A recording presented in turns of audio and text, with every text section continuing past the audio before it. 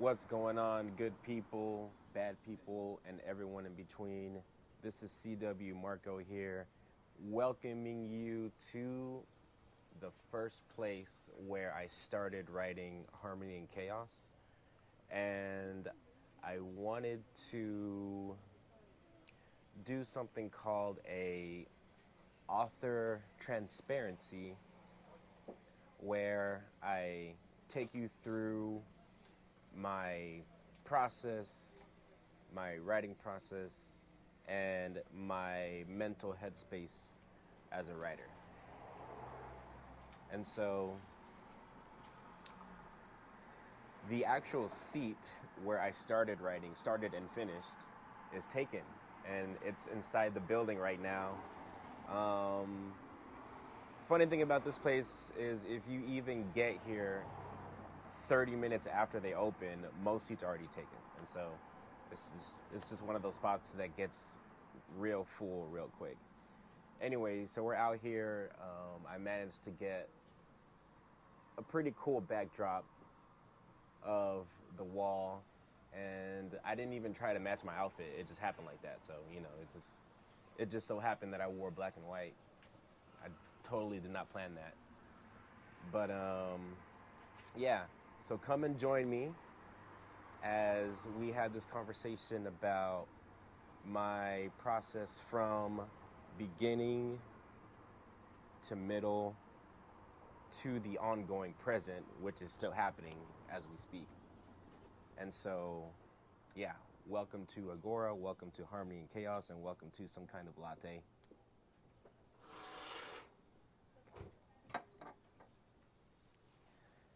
So I wanted to start this conversation and what was my inspiration? What is my writing style? But I felt like I really needed to peel back that psychological onion and figure out where this passion of mine came from. And so what I'm going to do is I'm going to take you back to kindergarten and I'm going to take you through K through 12 kindergarten of how this all started. And funny enough, I can summarize my entire education, school kid time in one word. And that word is unforgettable. Because, well, actually forgettable, not unforgettable, but forgettable. I did nothing extravagant during my school days. I was pretty basic kid, no extracurriculars. My grades were average, below average. Nothing spectacular, just no talents, just your basic kind of run-of-the-mill kid. The only thing that I was really concerned about was trying to look cool. And so, I'm trying to get the new J's, or I'm trying to wait in line for the new shoes, or I'm trying to get the new fitted hats. I'm kind of showing my millennial age right now, but that's all I was concerned about in school. And so I took that same mediocre energy after high school graduation, and I took that same energy into college, where I chose the path of least resistance and I chose an easy major. And I never really challenged myself. And I was a communications major, and I wasn't passionate about it. It was just something to do. I was pretty average in college too. I graduated with a degree in public relations, and I did absolutely nothing with that major. And so there I was, 21 going into 22, fresh out of college, pretty much no kind of potential, just kind of there, you know. And there's one pivotal-ish moment that happened around this time. It was my philosophy professor.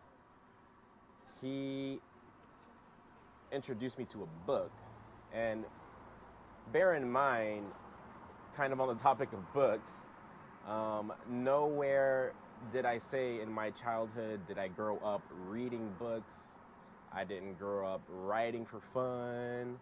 I've never even read a full book most of my life. So from age 0, from a baby, to age 21, 22, I've never read a full book.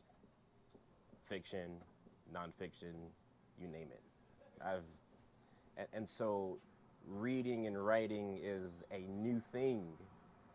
New as in being an adult, new thing for me. And so with that in mind, my professor introduced me to a book, and he said, hey, you know, read it over the summer. It's a great summer read. That book was Catch-22 by Joseph Heller. And so, funny enough, I didn't even buy the book. Speaking on like doing the bare minimum, I didn't even buy the book. I did the bootleg version and pulled up a PDF file on a computer. I didn't even buy the book. Actually, I never even been to a bookstore. And so during this time, like, I've never stepped foot inside a Barnes and Noble. I've never stepped foot inside just a whatever bookstore. And so me and books, it's just two different kind of things. And so I was this thing and this is this thing. And so those two things never met up. And so I did not buy the book. I pulled up a PDF file and I sat down and I actually read it. I read a couple chapters a day. Took me about 2 to 3 weeks to finish it, but I did finish it, and it was my very first book, and I was kind of proud of myself. It was a really good book. It was fun. It was full of satire, and it was lovely. And so magically out of nowhere, I was sitting there and I thought, I think I could write something like this too. I think I could make something whimsical like this too. And at the time, you know, this thought, it really just came out of nowhere. And not to go too far off the deep end, but where do our thoughts actually come from? Do we think of thinking? Anyways, I digress. But I just suddenly, I was like, hey, I think I can do this too. And then I opened up a blank Word document and I just started typing. And I just started typing. And then I just kept typing. And it was just dialogue and 2 like space characters. And so I had this dialogue going back and forth between 2 space characters. And this was the first time I've ever typed anything, you know, in kind of like a fictional kind of thing, right? That was non-school or non-education related. And so a little time went on, and I became very opportunistic with my reading and with things that I chose to read. And so once I read that first book, every book after that, I did not read for fun. I was reading to learn, and I was reading to learn how to write. And so I just picked up anything that was related to satire or humor or sci-fi that kind of resonated with me and was kind of the molding of the clay of my writing style that was like in its infant stage. And so I wasn't reading for fun. And I was trying to figure out how these authors would would build their stories, would build their narratives. And to me, in my mind, I'm just thinking these people are my competition. And I'm like, okay, so this author did this. I wonder what I could do better, or what can I do that he did not do, or what is another route that I can take. And so I wasn't reading for fun. I was reading for just trying to figure this whole thing out. And so moving on a little bit more, age 24, 25, I come to find out that my writing is atrocious. I mean, horrible. There's there's no kind of cohesion. The characters are all over the place. There's no kind of structure to the narrative, and I mean, it's ridiculous. And it makes sense because I was never formally introduced to creative writing. I was never introduced to writing structure. I never took a writing class. And so it makes sense and it's obvious that my writing was very bad because I was never introduced to this world. And so I just jumped into it. So I needed to learn, and I needed to learn not just from authors that I was reading, but I needed to learn from actual people who are writers and who are in this other world. And so I spent the next 5 years from about 2015 to 2020 learning the art or craft of writing.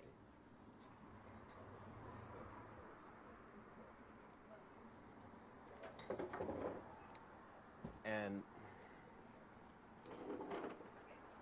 that that journey for me was really it was really kind of interesting because I just got thrown into the fire of all these different people that have these different writing styles.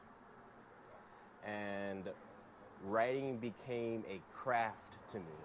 So I treated writing like a musical instrument, like a violin. And so I would get into this headspace, not unlike an athlete or not unlike a professional who has like this separate kind of life where their personal life, they do this, and then they get into this mental headspace, or like they put headphones on, or they change kind of how they think to start their profession or start their craft or start their art or start their whatever it is they do. And so I took writing as that thing where I need to go somewhere and do it. This has to be a craft. I have to treat it like a musical instrument, and I have to practice. I need to write 100,000 words, trash it, and do it all over again. I'll write another 100,000 words in a span of months, and I'll trash it, and I'll do it all over again. And I'll go to these groups and try to learn what they're doing, and I go to these groups and try to figure out what's going on over here. And so for me, it was just like purely trial and error. And so I would write a bunch and I would trash it. And then I would go back and I would recycle the things I like. And then I would take that recycled garbage and I would write it again. And I would trash it again. And then I would take that recycle and like kind of, and it's just like a cycle of trying to figure out how to do this.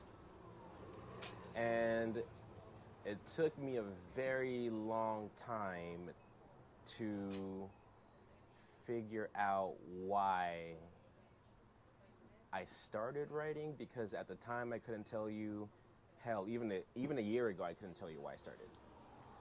But I think the reason why I started is I was trying to compensate for my mediocre life. Like I said, I never had any passions. I never did anything remotely significant. And so for me, I was trying to make up for wasted talent. I was the wasted talent, and I was trying to do things that can recover all of this wasted brain matter, all of this wasted time, all of this wasted federal student aid money that I owe for thousands of dollars. And like, I'm trying to make sense of all this in the form of my writing. And so you can call it a coping mechanism. I was just trying to make up for my waste of good brain, you know? And this was also very personal for me, so I never told anyone that I was writing, because what does it even mean to be a writer? I mean, if I tell someone that I'm a writer, the follow-up question is, oh, okay, so what do you write about, or who do you write to, or what do you write about? And for me, there seems to be always a reason to do something. There's always a reason to write or do something like that. And in my mind, I thought writing should be meaningless. Writing should have zero substance. The more that, or rather, the less meaning something has, the less meaning that anything has, the more pure it is. And so that's just what I believed. And so I held on to this conviction of, I'm going to keep this to myself. I'm not going to tell anybody. I'm just going to go out and do it. And I don't give a damn about people's opinions. If you're not teaching me or showing me how to improve my craft, then I don't care about what you have to say. There was no target audience in writing Harmony and Chaos. I wasn't writing to appease anyone. This was purely selfish, and I'm purely trying to make sense of my own lack of relevance. And so all of this was strictly for me, by me, to me. And that's the way that I went about writing this. And that's kind of a full circle of my process. Also, no social media. I canceled Facebook. I canceled Instagram for about a year during the pandemic. And this Harmony and Chaos is something that was made without distractions, without third-party influence, as much as humanly possible in the technology information age. I tried to make this as free from that as possible. And this is kind of what just came out. This is actually my second book. My first one, which is called Not Your Kind of People, I think. It's been so long since I touched it, but these two books, with Harmony and Chaos included, I believe that my writing is not going to get as pure as this in the first one, because now that I'm trying to establish something, and now that I'm trying to do something, and now that I have a social media, or I'm trying to establish like a social media kind of presence, now I introduce this third party. And now that I have an understanding what genre my book falls into, and now that I'm aware of like readers and stuff like that, my next writing will never be as pure as this. And so with all of that being said, I needed validation. And so I have a few reviews on Amazon, and I have a review on Goodreads, but it's just not enough for me. I needed a professional editorial agency to really dig into this and see if it was good enough. You know, I needed that kind of validation. And so I sought out Kirkus Indie Review, one of the #1 top review agencies in the world. Sent them the review, waited a good almost 2 months for it to come back. And I recently just got the review back, and the praise is very high. And so the headliner on my review is, Harmony and Chaos is a freewheeling, thoughtful work of cyberpunk with a political edge.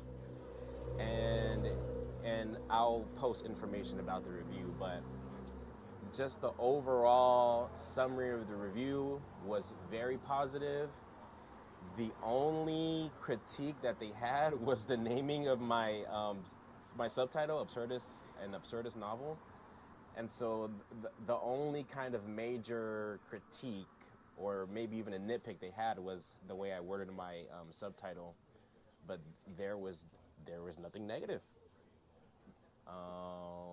And I also appreciate how they were able to recognize how I just went for it, and they weren't like turned off by anything I said or anything that was said in the book, by any of the characters, by any of the, and they were able to see past the little things, give me the full picture, and also give me an idea of what genre is or what genre I fit into, which is one of my biggest struggles. And so I'm very proud to receive a high praise review coming from someone that did not grow up reading, did not grow up writing. I barely stepped foot inside a bookstore at 22. I read my first book at 22. And for me to just dig in the past decade and do all of this and receive this kind of praise from Kirkus is very meaningful for me. And I'm just glad that um, I was able to do this and I was able to get this kind of praise, and that you were able to join me in this author transparency at the place where I started writing in March 2017 and I finished writing in June 2023. And so thanks again, guys, for listening to my author transparency on Harmony and Chaos, and would love for you to check out the book. And this is CW Marco. I'll catch y'all next time. Y'all be easy. Check out Harmony and Chaos.